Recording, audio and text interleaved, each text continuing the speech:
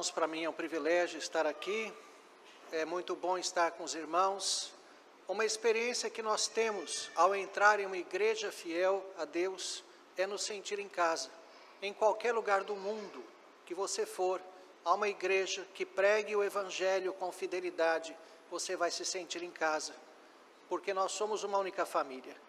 E isto, portanto, é sempre uma grata alegria, uma bênção de Deus poder estar com os irmãos. Para nossa edificação, abramos as nossas Bíblias no Evangelho segundo narrou João, discípulo amado. No seu Evangelho, no capítulo 10, leiamos o verso de número 11. João, capítulo 10, verso de número 11.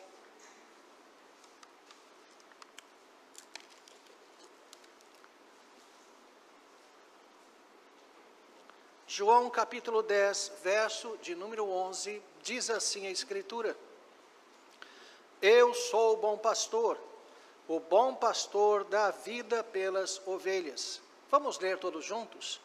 Eu sou o bom pastor dá vida pelas ovelhas. Vamos nos dirigir a Deus em oração. Senhor nosso Deus, graças te damos de todo o coração pela bênção e o privilégio do culto. Ó Deus, nós esperamos pelo domingo como o principal dia, o dia mais ansiado, ó Deus, no nosso coração. Porque é quando nós nos reunimos como família tua, em tua presença, para estarmos todos, ó Deus, no Santo dos Santos, na tua presença, ouvindo a tua voz, sendo abençoados, ó Deus. Assim pedimos que o Senhor fale ao nosso coração por meio de tua palavra, que o autor da Escritura, o teu Santo Espírito, seja o mesmo, ó Deus, a pregá-la à nossa mente e aplicá-la ao nosso coração nesta noite. Nós oramos, agradecidos no nome de Jesus. Amém. Meus irmãos, há um poema antigo que até se tornou música sertaneja, que comparava a caminhada de um homem com Deus a 2 trilhas de passos na areia. E então, o homem no final de sua vida observou os seus passos, e ele reparou que nos momentos de maior dificuldade, ficava apenas 1 trilha de passos. E ele então questiona: Senhor Jesus, nos momentos de maior dificuldade da minha vida, o Senhor me abandonou? Meus irmãos, muitas vezes é isso que nós pensamos. Muitas vezes pensamos nos sofrimentos que estamos sozinhos. Pensamos que Deus nos abandonou. Pensamos que Cristo não está nos enxergando. Mas é muito importante, meus irmãos, termos então a clara noção do que as Escrituras falam sobre o sofrimento, sobre a vida cristã. Há uma pregação enganosa de que se Deus não me abrir o mar, eu vou andar por sobre as águas. Isso é mentira. Paulo naufragou 4 vezes, e Deus só dividiu o mar para o povo de Israel uma única vez. Existem textos chamados normativos, que servem para todos, e textos chamados descritivos, que descrevem ocasiões únicas na vida de alguém ou de um povo. E as Escrituras não me dão a autorização para aplicar a experiência que Deus deu a um como se fosse geral para todos. Nós temos uma visão muito errada do que é a vida. Precisamos resgatar nas Escrituras esse conceito. Muitas vezes confundimos fraqueza com fracasso. Somos fracos, sim, mas nunca fracassados. Paulo diz que ele era fraco, mas em Deus ele era forte. Era a força de Deus que atuava através dele. Então temos sim que reconhecer que somos fracos, mas não entregar os pontos, achar que porque somos fracos então podemos nada, em Deus faremos proezas. Diz a Escritura. Nós vivemos época quando mesmo os crentes estão extremamente fragilizados, almas fragmentadas, pessoas que parecem que são de outro material. Me lembro de uma conversa com um jovem que dizia da sua avó que quando deu à luz a sua mãe, ela estava parturiente no interior, e o seu pai então tentou carregá-la numa montaria para dar à luz em algum lugar, ela não conseguiu, então ele largou ela no meio do caminho e foi correndo buscar alguma ajuda. Ele voltou algumas horas depois, a mulher já tinha dado à luz, já tinha cortado o cordão umbilical, já tinha lavado o seu filho, já estava no berço e estava no fogão. Se nós já temos algumas décadas de vida, já conhecemos certamente alguém, alguma senhora que disse: olha, eu tive 15 filhos, morreram 5. Não precisou de psicólogo, não precisou de terapia, não precisou de remédio controlado, não precisou de nada disso. Parecem que era de outro material. É impressionante como hoje, mesmo o crente não aguenta nem os próprios problemas da vida. E devemos então perguntar, quando começarem as perseguições, o que será? Será que vão apresentar um laudo de psicólogo dizendo: olha, eu neguei a Cristo, mas eu tenho esse problema, esse, e Deus vai dizer: bem está, servo bom e fiel? É isso? Meus irmãos, precisamos ser sábios. Esta época é uma época de legitimação de várias coisas que as Escrituras não concordam. E o crente não é chamado para viver uma vida miserável, uma vida de angústia, de amargura, de tristeza. O crente é chamado para viver a alegria da salvação. Todos nós conhecemos o hino Sou Feliz. Conhecemos a história deste hino. Aquele homem perdeu suas quatro filhas afogadas, e ele escreve: sou feliz com Jesus. O Evangelho não é uma utopia. Nós precisamos resgatar a realidade do Evangelho e vivermos essa realidade. Não é apenas saber, mas viver. E esse texto, meus irmãos, que nós lemos, tem muito a nos dizer sobre isso. Eu sou o bom pastor dá vida pelas suas ovelhas. Quando João escreve esse evangelho, ele escreve na década de 80 do primeiro século, por volta de 85.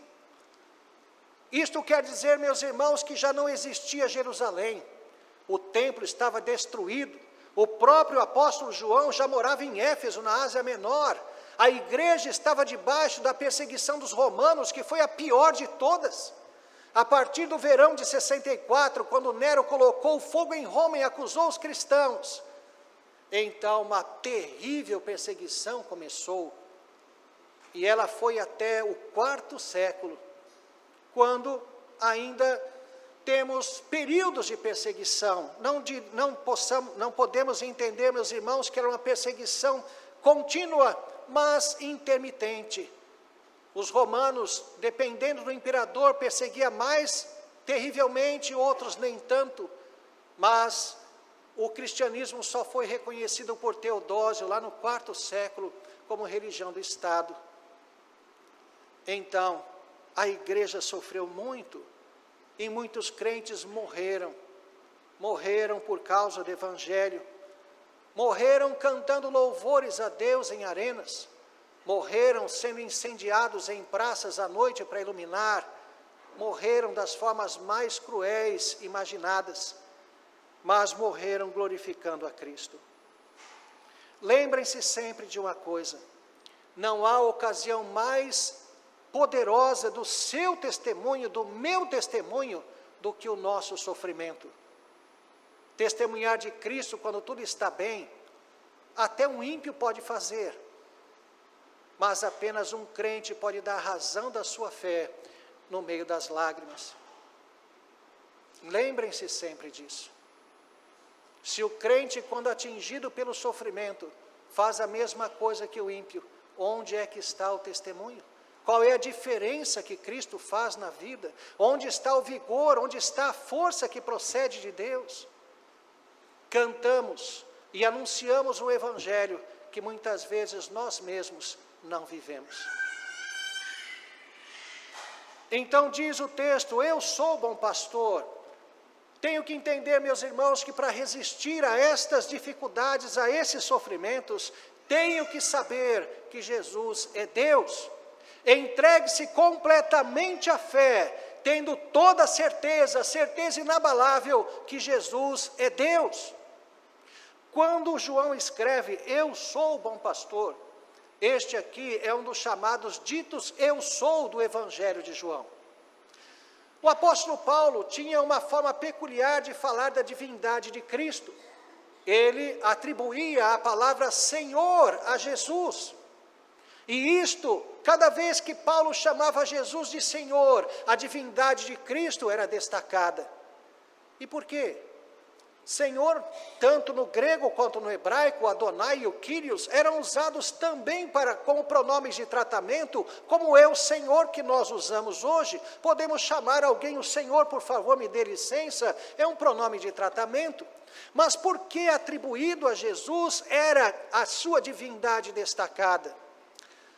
Porque, meus irmãos, quando no Antigo Testamento, os tradutores da chamada Septuaginta, a tradução do hebraico para o grego, feita no 3º século antes de Cristo, em Alexandria, no Egito, onde havia a maior biblioteca da antiguidade, quando eles foram traduzir o texto do Antigo Testamento e se depararam com o nome de Deus, não havia tradução para aquilo.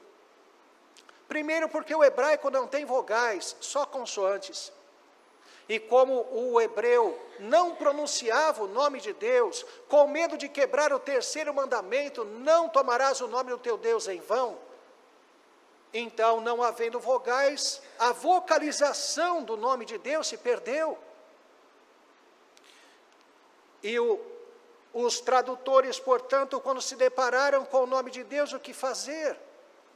Então, eles observaram o que faziam os hebreus, os judeus. Cada vez que eles chegavam no nome de Deus, eles diziam Adonai, que quer dizer Senhor.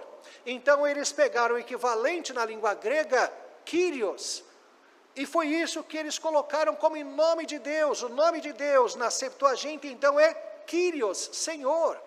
É o mesmo princípio que os nossos tradutores usaram no Antigo Testamento da nossa Bíblia. Cada vez que você vir no Antigo Testamento o nome Senhor com todas as letras maiúsculas, é uma indicação que no texto hebraico está o nome de Deus. Eles substituíram por Senhor e para mostrar que é o nome de Deus, colocaram todas as letras em caixa alta, todas as letras maiúsculas. Então vejam, a Bíblia do Novo Testamento era a Septuaginta. A Bíblia que no 1º século se usava, porque os crentes eram de fala grega, do grego koinê, o mesmo grego da Septuaginta, eles usavam o texto do Antigo Testamento em sua tradução para o grego. E quando eles ouviam então falar do Deus no Antigo Testamento, quem ele era? Kyrios.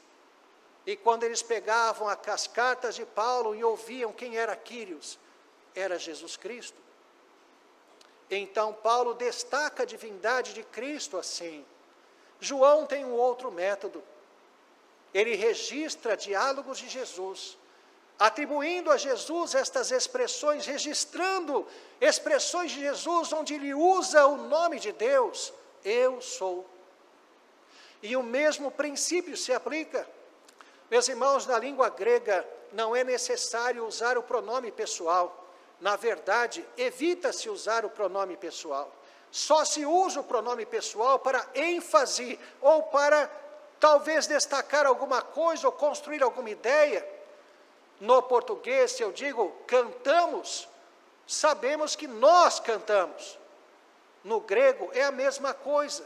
E se preferia então não usar o pronome pessoal, e quando você usava, era para destacar, para alguma ênfase, neste caso, para construir o nome de Deus, ego eimi.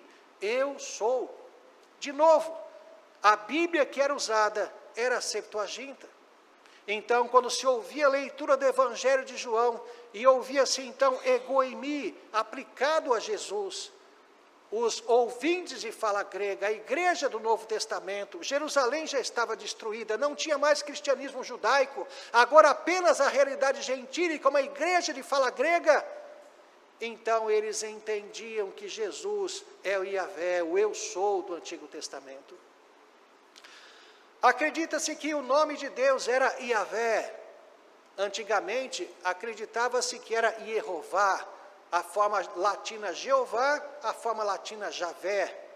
De qualquer forma, o verbo raiá, que é o verbo ser na língua hebraica, está no coração de Iavé. As consoantes do verbo ser compõem o nome Iavé, porque nós sabemos que o nome de Deus é Eu Sou. Então vejam, meus irmãos, eu sou o bom pastor. João deliberadamente, propositalmente escreve assim.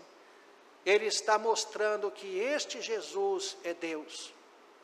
E este Deus, meus irmãos, é o Todo-Poderoso. Vimos pela manhã como Jesus resgata o reino perdido por Adão. Ele é o segundo Adão que vem reconstituir este reino que foi dado ao homem. Mas este Jesus é Deus homem. Esse Jesus tem o Éden como uma espécie de figura. O Éden era o lugar de encontro entre Deus e o homem. E em Cristo, a humanidade e a divindade se encontram eternamente em suas duas naturezas. Quando Jesus nasce como homem, Deus jamais deixará de ser homem também.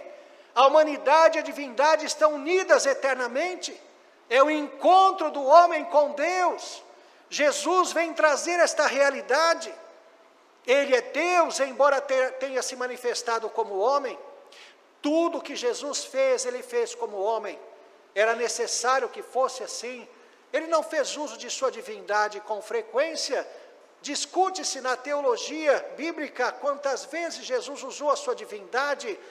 Talvez apenas uma vez, quando ele acalma a tempestade, talvez até uma obra maligna, pelo contexto ali, é um contexto de expulsão de demônios, quando ele repreende o vento e a tempestade, talvez não seja apenas ao vento e a tempestade que ele está repreendendo, de qualquer forma, é a sua autoridade como Deus e Criador que está fazendo aquilo. Mas todas as demais ocasiões, Jesus fez tudo como um homem perfeito, um homem de fé, plenamente revestido pelo Espírito Santo. Veja, Jesus disse que se alguém tivesse uma fé do tamanho de um grão de mostarda, pequenininho, poderia fazer o quê? Poderia transpor um monte, jogá-lo no mar. Agora imaginem, alguém que tem uma fé perfeita, que conhece a Deus perfeitamente, o próprio Deus encarnado, revestido plenamente, totalmente do Espírito Santo com todos os dons. O que uma pessoa como esta pode fazer? Tudo, qualquer coisa. E o que é que esta coisa, este tudo, o que seria? Exatamente a vontade de Deus. Tão somente a vontade de Deus. Então, diante dos seus problemas, lembre-se disso. Esse Jesus que andou nas estradas poeirentas da Palestina, nesta terra, hoje ele está glorificado, ele está assentado acima de todo principado e potestade, ele unificou o trono divino com o trono humano, porque ele é Deus homem. Nada pode deter o seu propósito. Às vezes nós mal entendemos a soberania divina. Às vezes nós achamos que Deus, soberano que é, está domando a história como se fosse um cavalo selvagem, se esforçando para levar a história para cá e para lá, de forma alguma. Paulo, citando Epimênides no discurso no Areópago em Atenas, ele diz, porque nele, em Deus, nós vivemos, existimos e nos movemos. Toda a existência está em Deus. Fora de Deus nada existe, nada tem existência própria. Então é necessário que Deus empreste a sua existência para que tudo exista nele. Não é panteísmo, não é que as coisas criadas são Deus ou são o corpo de Deus. Não, são as coisas criadas, mas tudo está na presença de Deus, no ser de Deus, sendo sustentado na própria existência de Deus. Nele nós existimos, movemos, nós vivemos. É o que diz Paulo. Então creia nisso. A soberania de Deus é simplesmente os decretos eternos de Deus fluindo dia a dia. A vontade de Deus simplesmente acontece na livre agência de homens e de demônios, todos agindo de uma forma livre, sempre resulta no cumprimento da vontade de Deus. Judas foi obrigado a vender Jesus. Judas estava possuído quando vendeu Jesus? De forma alguma.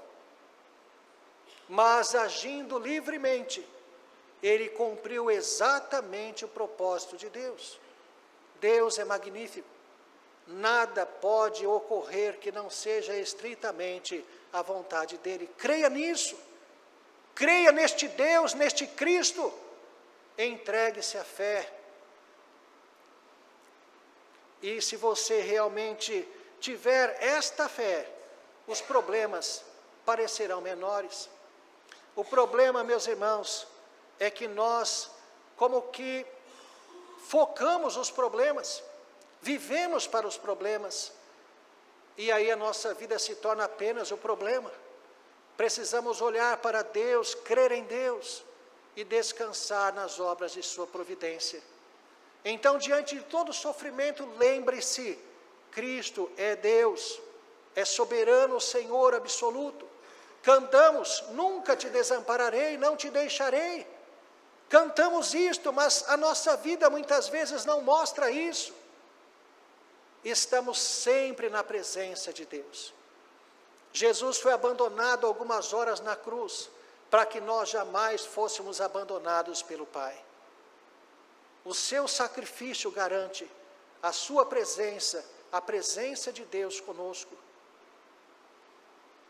Eis que estou convosco todos os dias, até a consumação dos séculos. Cristo está conosco e Ele é Deus. Creia nisso, entregue-se a esta fé. Uma outra verdade do texto é que Jesus é o bom pastor. Entregue-se a essa fé. Creia nisto, Jesus é o bom pastor. Meus irmãos, quando dizemos que Jesus é o bom pastor, Ele está dizendo que Ele é o pastor do Salmo 23. O Senhor é meu pastor, nada me faltará.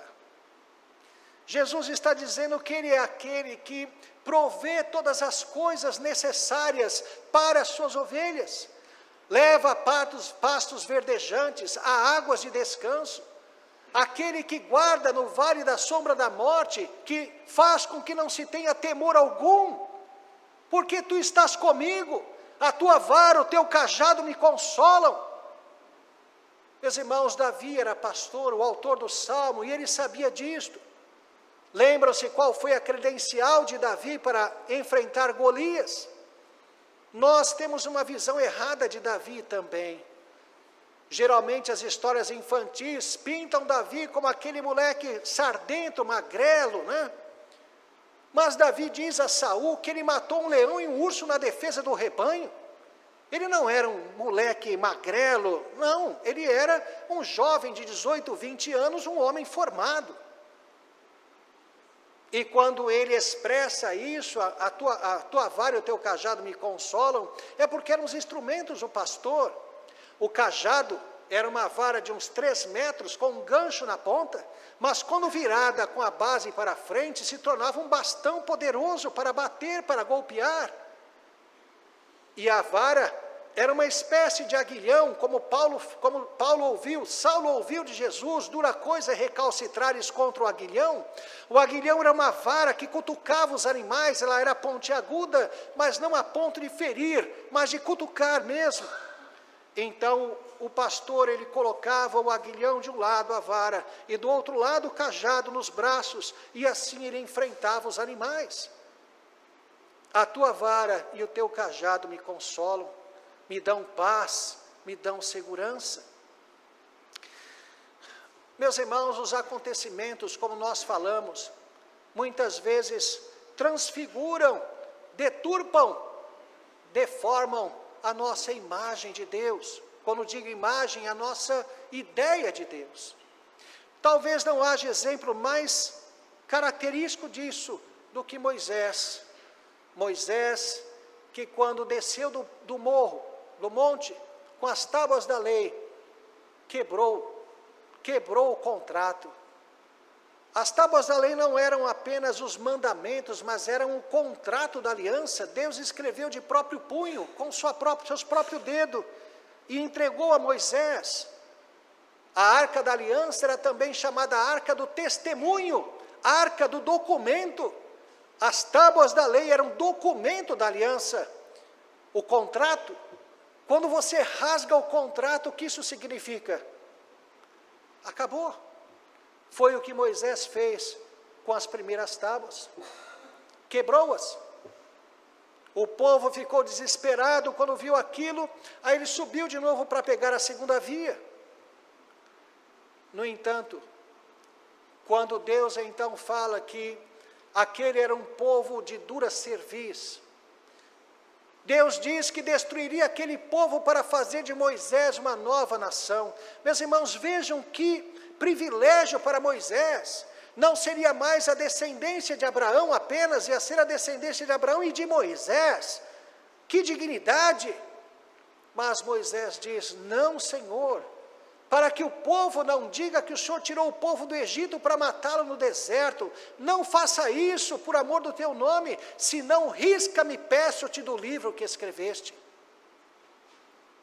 De fato, Moisés enxergou na atitude de Deus alguma coisa muito dura, como é a nossa leitura algumas vezes.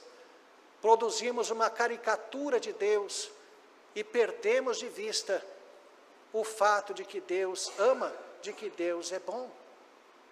Exatamente nesse contexto, Moisés pede para ver a glória de Deus.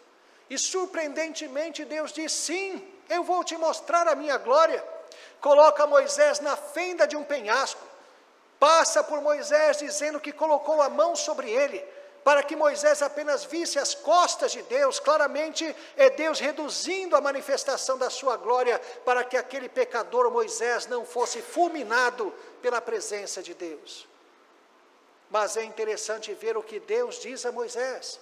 Ele diz: farei passar diante de ti a minha bondade. Deus percebeu que Moisés perdeu de vista a bondade de Deus. Os acontecimentos difíceis muitas vezes fazem isso conosco. Fazem com que nós percamos de vista o fato de que Deus é bom, que Ele é amoroso. E isso, meus irmãos, é algo importantíssimo. Nós devemos enxergar sempre o amor de Deus, a bondade de Deus. Ele, Jesus, é o pastor do Salmo 23, o supremo pastor, como Pedro o chama em sua primeira carta. Entregue-se a essa fé. Saiba que Jesus está cuidando de você. Saiba que Ele é pastor. Saiba que Ele está ao seu redor, provendo todas as coisas. O Senhor é meu pastor, de nada eu sentirei falta. A presença de Deus é tamanha na nossa vida, que diminui a falta das coisas que verdadeiramente fazem falta. Se tivermos este procedimento, a nossa vida será diferente. Mostraremos às pessoas um tipo de vida que vai deixá-las assustadas. O que há nele, o que há nessa pessoa que o faz agir dessa forma? Como já disse, é a maior oportunidade de testemunho que nós temos. E por fim, meus irmãos, este Jesus deu a sua vida pelas suas ovelhas. Não há prova maior de amor do que alguém morrer por outra pessoa. Jesus deu a sua vida por nós. Naquela época, o pastor, ele expunha a sua vida a risco constantemente. Havia muitos animais que predavam o rebanho, desde ursos, lobos, leões, leopardos. E o pastor estava, portanto, sempre à vista, sempre na iminência de enfrentar esses animais. E nós temos uma leitura anacrônica, uma leitura fora de tempo, porque hoje para nós pensar no ataque de animal é uma coisa completamente fora de nossa realidade. Mas lembram-se o que os irmãos de José fizeram para simular a morte dele, de José? Apresentaram a Jacó, o pai, a manta que havia sido dada por ele a José, molhada em sangue. E Jacó simplesmente acreditou, porque aquilo de fato era comum. Ainda mais José andando sozinho, poderia ser atacado por algum predador. Então vejam, fazia parte do ofício do pastor mostrar que fez de tudo para defender o seu rebanho. Era responsabilidade dele rastrear o animal, um predador, e ir até ele e pelo menos arrancar um pedaço da ovelha predada, para mostrar para o dono do rebanho que ele fez de tudo para salvar aquela ovelha. E meus irmãos, no caso de Cristo, ele diz claramente: aqueles que o Pai me deu, nenhum deles se perdeu. Ninguém os pode tirar de minha mão. Jesus não perde ninguém. Não há perda de salvação. Ninguém pode fazer com que um eleito se perca. Ninguém tem esse poder. Jesus é o bom pastor. Ele deu a vida pelas ovelhas. Creia nisso. Olhe para a cruz. Olhe para a demonstração do amor de Deus. Meu irmão, se você não enxergar o amor de Deus na cruz, ainda que Deus ressuscite um filho que você perdeu, você não compreenderá a extensão do amor de Deus. Precisamos resgatar esta intensidade. A igreja de Éfeso é uma igreja muito interessante. É a igreja, talvez, que nós temos mais informações no Novo Testamento. Temos informações em Atos, quando Paulo desembarca em Éfeso, em Atos 19, funda a igreja, encontra ali discípulos de João Batista. Apolo era um deles, mas não estava ali no momento.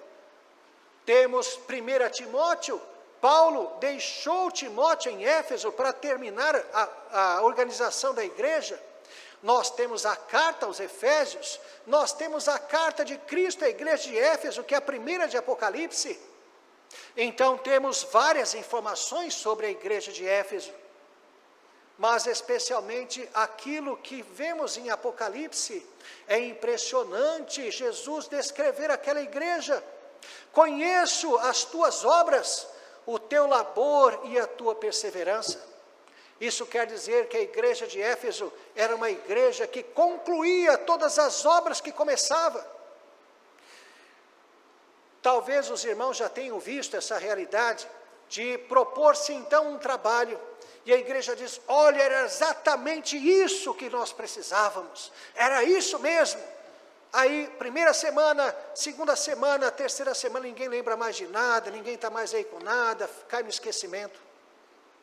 A igreja de Éfeso não era assim.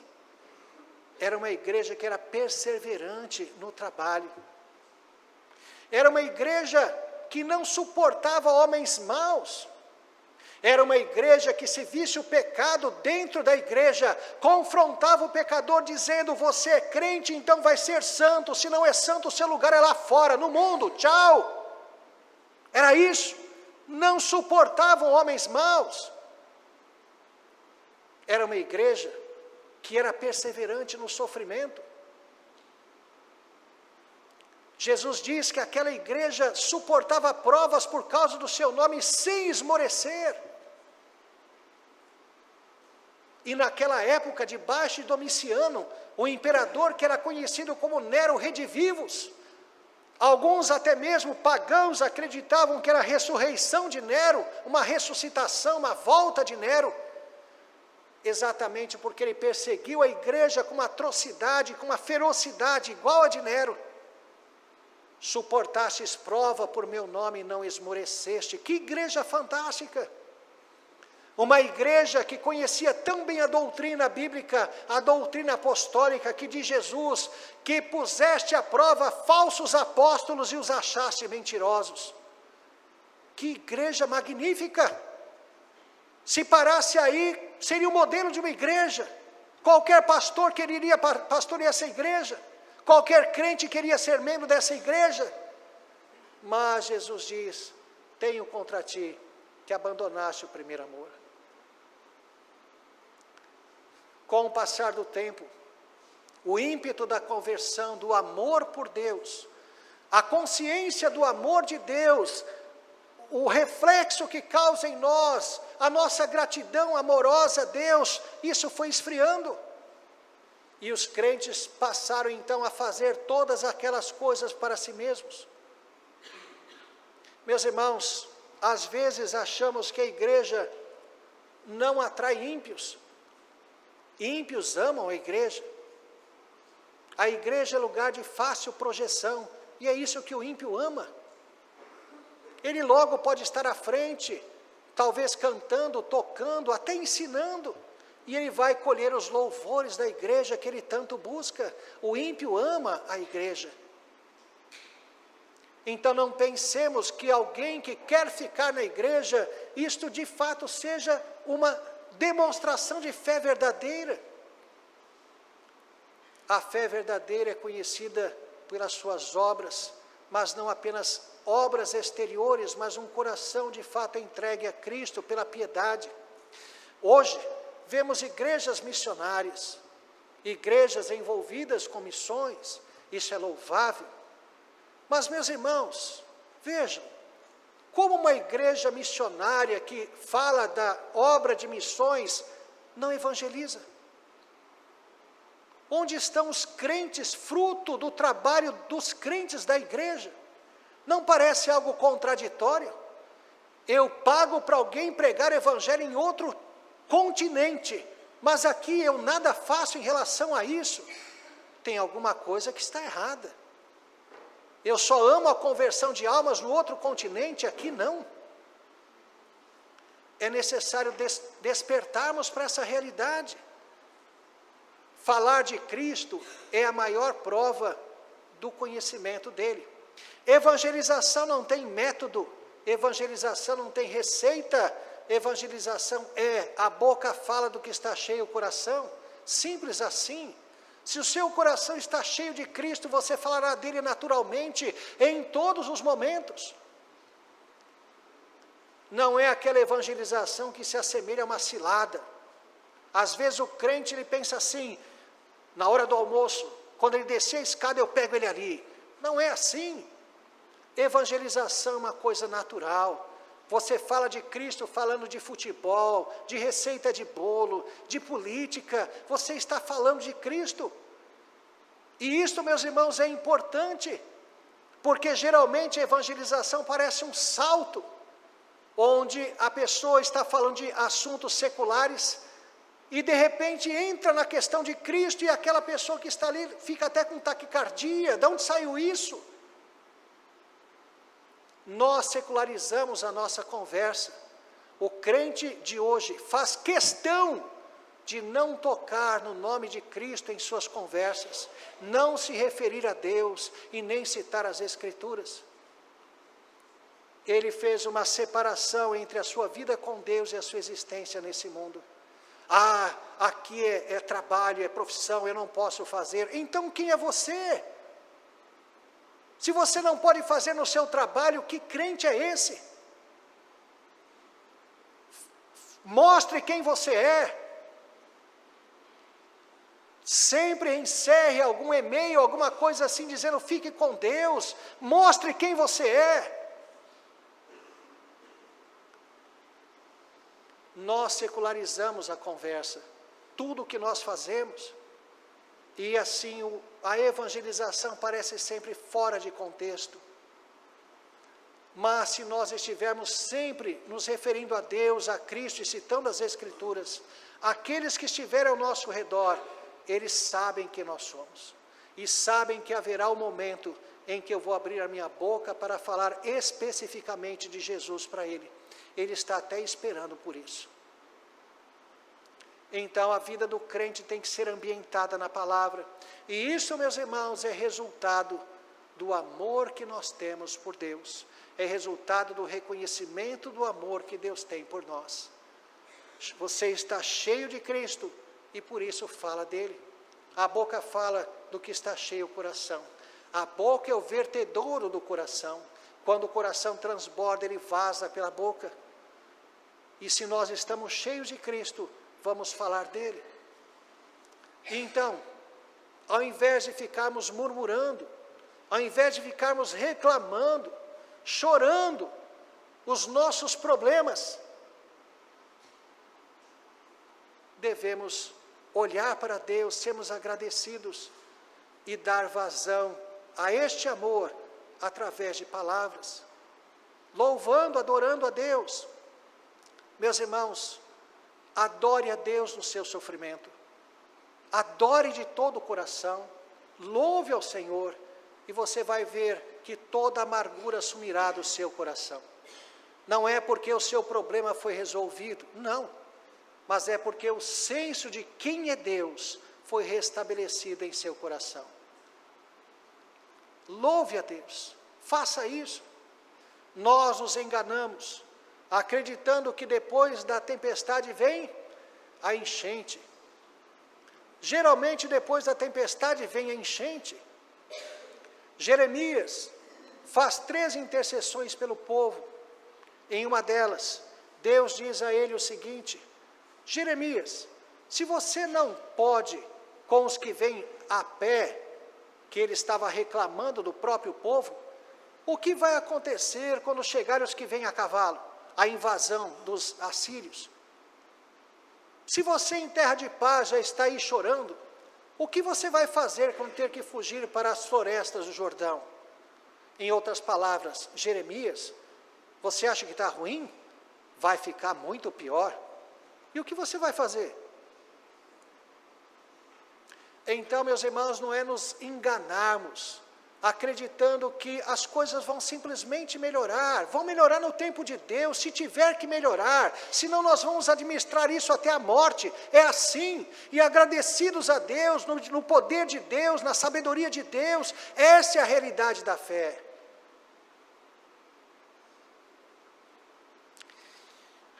Então, lembrem-se de quem é Cristo.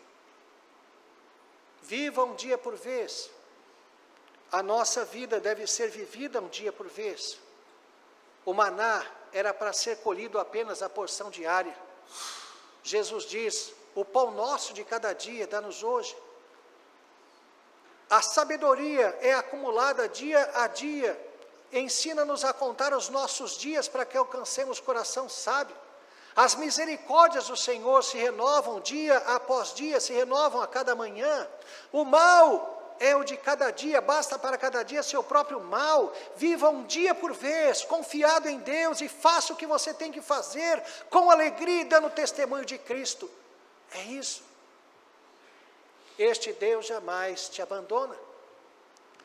Meus irmãos, naquele poema, então, o homem questionou Cristo, por que nos momentos de maior dificuldade, ele o havia abandonado, havia apenas uma trilha de passos.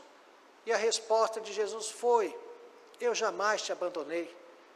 Nos momentos de maior dificuldade, eu carregava você. É isso. Podemos não enxergar Deus, podemos não perceber a sua presença, especialmente nos sofrimentos, mas creia, Ele não te abandona, Ele é a sua força. Não deixe a sua vida miserável por causa dos problemas, negue a tristeza, seja feliz, olhe para Cristo, olhe para o seu amor, negue isto, se negue a se prostrar diante do sofrimento. Essa é a receita. Jesus, escrevendo aqui mesmo no Evangelho de João, no capítulo 14, ele diz: não se turbe o vosso coração, crede em Deus, crede também em mim. Isto é um imperativo passivo na língua grega. É como se ele dissesse: não seja passivo diante dos sofrimentos, não se entregue aos sofrimentos, creia em Deus, creia em mim.